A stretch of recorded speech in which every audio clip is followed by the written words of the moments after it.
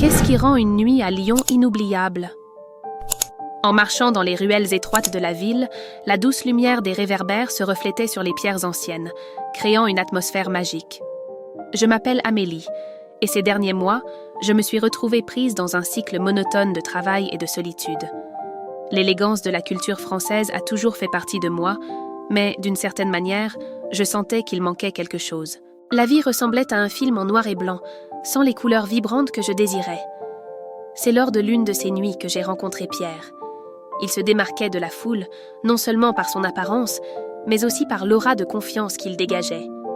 Ses yeux, d'un bleu profond, semblaient révéler des secrets que j'avais envie de découvrir. Ce qui avait commencé par un simple salut s'est rapidement transformé en un échange de regards intenses. La chimie entre nous était indéniable, et je savais que j'étais sur le point d'embarquer dans une aventure qui changerait tout. Pierre était un artiste, toujours avec son carnet de croquis à la main. Il se déplaçait dans la ville avec un regard appréciatif, comme si chaque coin avait une histoire à raconter. J'étais attirée par sa passion pour capturer la beauté des petites choses. À mesure que nous parlions, je réalisais qu'il était aussi curieux de moi que je l'étais de lui. Nos mots flottèrent dans l'air, remplis de promesses non dites. Cette nuit-là, nous avons décidé d'explorer le célèbre marché de Saint-Antoine. L'arôme des fromages et des pains frais enveloppait nos sens, et pendant un moment, j'ai tout oublié. La tension entre nous augmentait à chaque pas, et les rires partagés devenaient plus intimes. Le contact de ses mains en passant près de moi envoyait des vagues d'électricité dans mon corps. Je m'éveillais à une nouvelle réalité, où le désir s'entremêlait avec la peur de me perdre dans quelque chose d'inconnu. Nos rencontres sont devenues fréquentes. À chaque sortie, une nouvelle couche d'intimité était révélée. Un soir, alors que nous buvions du vin dans un café au bord du Rhône, Pierre m'a parlé de ses ambitions artistiques. Il parlait avec tant de passion que j'en étais hypnotisée. L'éclat dans ses yeux était contagieux, et je ne pouvais m'empêcher de me demander ce qu'il pensait de moi. Je me permettais de ressentir quelque chose que je n'avais pas expérimenté depuis longtemps. Par un après-midi ensoleillé, nous avons décidé de visiter le parc de la Tête d'Or. Le cadre était magnifique, et la nature semblait refléter la confusion en moi. À mesure que nous marchions, nos épaules se frôlaient et l'électricité grandissait. Dans un élan de courage, il a pris ma main. Le toucher était doux, mais il y avait une fermeté qui me faisait sentir vivante. Je savais que je m'engageais dans quelque chose qui défiait toutes mes convictions. Les semaines passaient et notre connexion s'approfondissait. Ce qui avait commencé comme une impulsion devenait un lien puissant, mais je luttais avec la culpabilité. Ma vie était alignée dans une direction, et Pierre était comme une tempête qui menaçait de tout déstabiliser. Chaque fois qu'il me regardait, je voyais non seulement du désir, mais aussi une invitation à explorer ma véritable essence. Un soir, lors d'un dîner aux chandelles, la tension entre nous atteignit son paroxysme. Nos regards se croisèrent, et, sans réfléchir, je me penchai vers lui. Les lèvres de Pierre touchèrent les miennes avec douceur, mais l'intensité de la connexion fut écrasante. Le monde autour de nous disparut. Je ne voulais pas que ce moment se termine. En même temps, un tourbillon d'émotions m'envahissait. Que faisais-je? Qu'est-ce que cela signifiait pour moi? Après ce baiser, la réalité s'imposa comme une douche froide. Je me retrouvais face à un dilemme. Pierre était la personnification de la passion, mais en même temps, il représentait tout ce que je craignais. La ligne entre le bien et le mal devenait de plus en plus floue. À chaque rencontre, c'était comme si je me dépouillais de mes barrières émotionnelles, mais cela me rendait aussi vulnérable. Les nuits suivantes furent remplies d'un mélange d'euphorie et d'angoisse. Pierre m'invita à un événement artistique dans une galerie locale. J'hésitais, mais l'idée de le voir dans son environnement naturel était irrésistible. En arrivant, je réalisais qu'il était admiré par beaucoup, et l'insécurité commença à germer en moi. Je n'étais pas seulement une amante, mais une spectatrice de sa vie artistique. Ce soir-là, alors que j'admirais les œuvres exposées, Pierre s'approcha. Il murmura quelque chose à propos d'un projet sur lequel il travaillait, mais j'étais distraite. L'insécurité se transforma en un désir irrésistible de faire partie de son monde. En nous éloignant de la foule, il m'attira dans un coin plus retiré. Son regard était intense, et une fois de plus, nos lèvres se rencontrèrent. Le baiser était différent. C'était un mélange d'urgence et de désespoir, comme si nous savions que le temps était compté. La tension entre nous était palpable, et je sentais que j'étais à la veille d'un choix qui changerait tout. La liberté que je trouvais avec Pierre était enivrante, mais la réalité de ma vie me tenait prisonnière. Que voulais-je vraiment? Que serais-je prête à risquer? Dans les jours qui suivirent, l'incertitude me consumait. Pierre devenait une partie vitale de mon être, mais en même temps, je me voyais sur un chemin qui pourrait mener à la trahison. Les conversations avec lui étaient remplies de promesses, mais dans mon cœur, il y avait un conflit. Je devais décider si j'allais me livrer complètement ou retourner à la sécurité de ce que je connaissais. Un jour, alors que nous marchions ensemble le long des rives du fleuve, il me regarda dans les yeux et me demanda ce que je voulais vraiment. Sa sincérité me prit par surprise. Je savais que je devais être honnête, mais la vérité était un fardeau lourd. Le désir pour lui était fort, mais la culpabilité était une ombre constante. Je me trouvais à un point de rupture, avec un avenir incertain devant moi. Pierre s'approcha et prit mon visage dans ses mains, cherchant une réponse. La chaleur de son toucher était enivrante. Je pourrais simplement me laisser emporter, mais la réalité était toujours présente. Que se passerait-il si je décidais de rester avec lui? Qu'adviendrait-il de ma vie? Les nuits à Lyon étaient devenues une danse entre le désir et la réalité. Je savais que je ne pouvais pas continuer ainsi indéfiniment. Ce que je désirais vraiment devenait de plus en plus clair. Au fil des jours, la pression augmentait. Je devais affronter non seulement Pierre, mais aussi moi-même. Par une nuit particulièrement belle, sous un ciel étoilé, j'ai pris mon courage à deux mains et suis allée le voir. La conversation a coulé naturellement, mais la tension était palpable. Je savais que je devais être claire sur ce que je ressentais. C'était un moment décisif. En parlant, j'ai réalisé que ma voix tremblait, mais j'ai réussi à exposer mon dilemme. Le silence qui a suivi était assourdissant. Pierre m'a regardée, et j'ai vu un mélange de compréhension et de tristesse dans son regard. Il s'est approché et a pris ma main, comme s'il voulait me protéger de mes propres pensées. Que pourrait-il se passer ensuite? Je n'en étais pas sûre. Mais une chose était claire, il n'y avait pas de retour en arrière possible. Cette nuit-là, sous les étoiles, j'ai décidé que je devais choisir ce que je désirais vraiment. La vie était faite de choix, et j'étais prête à embrasser les conséquences de mes actions. Quoi qu'il arrive, je savais que cette nuit à Lyon serait un souvenir que je garderais pour toujours. La douce brise du Rhône caressait mon visage, tandis que la ville pulsait autour de nous. Le murmure lointain des cafés et les rires de groupes d'amis flottaient dans l'air, créant une symphonie qui se mêlait à mon tourment intérieur. Pierre me regardait avec une intensité qui me faisait oublier les incertitudes. La décision était sur le point d'être prise, et je sentais que le monde autour de nous devenait un décor rien que pour nous deux. « Amélie » commença-t-il, sa voix douce, presque un murmure. « Que veux-tu vraiment de nous ?» Ces mots étaient une invitation, un défi. La sincérité dans son regard me fit hésiter, mais elle me donna aussi du courage. Je savais que cette conversation pourrait révéler un nouveau chemin, un qui défiait tout ce que je connaissais. « Je veux plus », répondis-je, la voix ferme malgré la tension. « Je ressens quelque chose pour toi, quelque chose que je ne peux ignorer. » Les mots sont sortis comme une explosion, et en les prononçant, j'ai senti le poids de ma décision. Pierre sourit, une lueur d'espoir illuminant son visage. « Alors permettons-nous cela, Amélie. Vivons ce que nous ressentons. » C'était comme s'il avait lu dans mon âme, et à cet instant, la ville s'est transformée en un rêve partagé. En marchant, les lumières de Lyon brillaient plus intensément, et j'ai réalisé que j'avais laissé derrière moi une partie de ma peur. Le risque était imminent, mais la possibilité d'un amour véritable me poussait en avant. La culture qui nous entourait, avec ses histoires d'amour et de trahison, semblait résonner autour de nous. J'étais sur le point de devenir partie intégrante de cette narration, et l'idée était à la fois terrifiante et excitante. Nous avons traversé la place Bellecour, où des artistes de rue montrèrent leur talent. Un violoniste jouait une mélodie nostalgique, et je ne pouvais m'empêcher de me sentir comme si nous étions dans un film romantique. La musique enveloppait nos cœurs, et Pierre, d'un geste doux, m'a entraîné à danser. À ce moment-là, les soucis se sont dissipés. Le monde se résumait à nous deux, perdus dans une danse qui défiait la logique. Mais la vie était plus complexe qu'une danse sous les étoiles. Alors que la nuit avançait, l'écho de la réalité se rapprochait.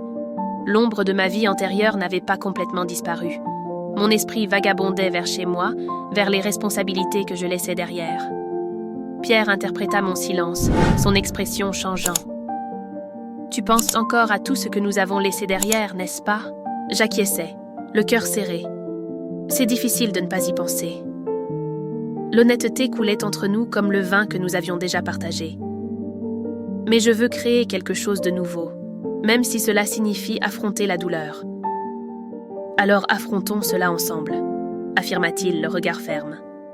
La force dans ses mots m'encourageait, et pendant un instant, l'idée de tout risquer ne semblait pas si effrayante. Les nuits à Lyon n'étaient pas seulement des moments de plaisir, elles étaient des épreuves de notre courage. À chaque pas que nous faisions ensemble, je sentais que nous façonnions une nouvelle histoire, une qui pourrait être remplie de couleurs vibrantes. Pierre m'offrait l'opportunité de découvrir non seulement l'amour, mais aussi la liberté d'être qui j'étais vraiment. À mesure que l'aube approchait, une nouvelle détermination commença à éclore en moi. J'étais prête à affronter les défis, à me permettre de ressentir et de vivre pleinement. Le passé ne pouvait pas me retenir pour toujours. Lyon, avec sa beauté et sa complexité, devenait mon champ de bataille et mon refuge. Faisons en sorte que cela en vaille la peine, déclarai-je, et Pierre, avec un sourire radieux, me prit la main, comme s'il tenait mon avenir. Le chemin devant nous était encore nébuleux, mais nous étions prêts à naviguer ensemble. Et ainsi, sous le ciel étoilé de Lyon, un nouveau chapitre s'ouvrait, promettant des aventures et des découvertes qui iraient au-delà de toute attente. Alors que la musique du violoniste résonnait à mes oreilles, la réalité commença à s'entrelacer avec le rêve. La danse, bien que magique, ne pouvait me protéger de ce qui allait venir. La légèreté du moment fut brusquement interrompue par une silhouette familière qui émergea de la foule. Camille, ma meilleure amie et confidente. Ses yeux qui brillaient autrefois de joie étaient maintenant voilés d'inquiétude. « Amélie !» appela-t-elle, sa voix coupant l'atmosphère romantique. Pierre, percevant la tension, me lâcha doucement, comme si la connexion entre nous était menacée. Camille s'approcha, un mélange de colère et de désespoir dans son regard. « J'ai dû venir. Tu ne peux pas simplement te lancer tête baissée ainsi, sans penser aux conséquences. » Un frisson parcourut mon échine. La présence de Camille était un rappel de tout ce que j'essayais de laisser derrière moi. « Camille, Non, écoute, tu ne sais pas qui il est vraiment. » L'accusation plana dans l'air, et l'éclat dans les yeux de Pierre s'éteignit. « Il a un passé, Amélie, quelque chose que tu ignores. » L'impact de ces mots fut un coup dur. Un nouvel obstacle se dressait entre nous, et la légèreté de la nuit semblait s'effacer. Je regardais Pierre, cherchant des réponses sur son visage. La confiance que je ressentais commença à vaciller. « Qu'est-ce que tu caches, Pierre ?» Mon cœur battait, l'anxiété grandissait comme une ombre. Il prit une profonde inspiration, l'expression tendue. « Amélie, j'ai des choses que je dois expliquer. » La musique du violoniste devenait un écho lointain, tandis que la vérité se rapprochait, menaçant de démolir le monde que nous commencions à construire. « Amélie, ce n'est pas ce que tu crois, » insista Pierre, mais l'incertitude dans sa voix me fit hésiter. Camille recula d'un pas, comme si l'air entre nous était chargé d'électricité. Les gens autour de nous semblaient ignorer la tempête qui se formait dans notre petit cercle. « Je ne peux pas rester ici à écouter des demi-vérités, » dis-je, la colère mêlée à la confusion. La musique résonnait maintenant comme une lamentation, reflétant mon état intérieur. « Tu dois être honnête avec moi, Pierre. » Il hésita, les yeux se détournant. « Je ne peux pas tout expliquer maintenant, mais ce qui s'est passé... » « Nous avons peu de temps, » interrompit Camille, l'urgence dans sa voix tranchant l'air. « La fête se termine dans 1 heure, et tu dois savoir qui il est vraiment avant qu'il ne soit trop tard. » La pression temporelle pesait sur moi. L'horloge au mur semblait marquer chaque seconde comme un battement de tambour, intensifiant la tension. « Que veux-tu dire ?» demandai-je, ma voix vacillante. « Il est impliqué dans quelque chose de dangereux, Amélie. Et si tu n'y prends pas garde, tu pourrais en faire partie, » dit-elle, ses yeux fixés sur les miens. La révélation était une bombe à retardement prête à exploser. Pierre s'avança finalement, sa voix basse.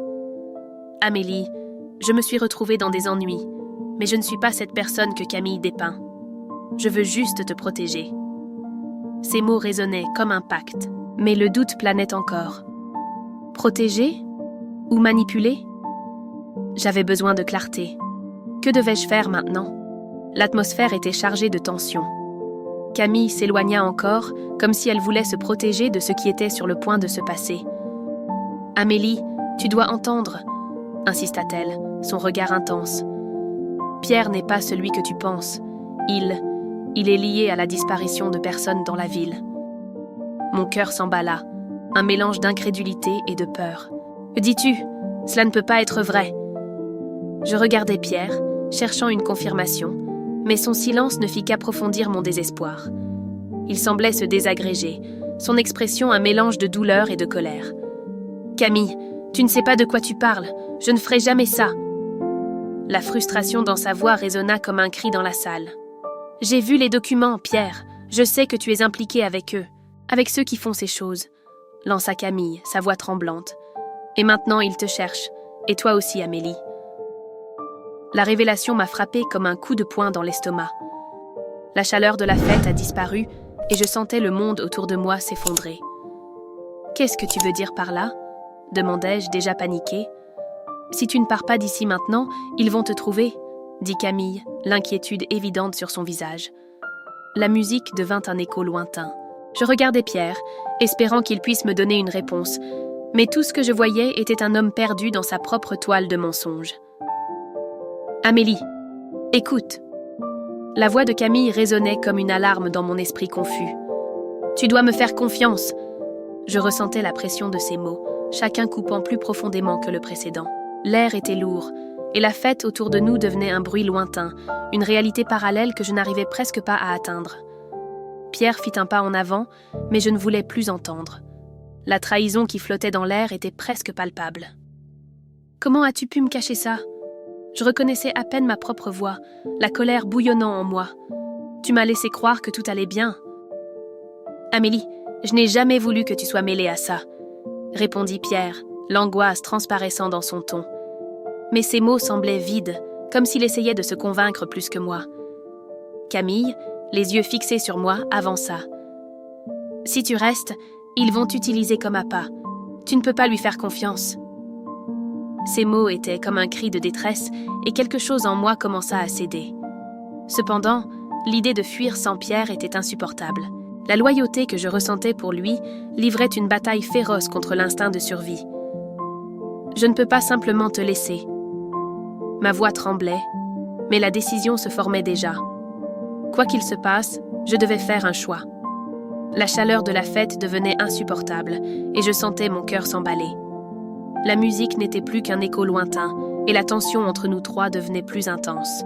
« Amélie, écoute. » Camille insista, saisissant mon bras avec fermeté, comme si elle pouvait m'ancrer au milieu du tourbillon d'émotions.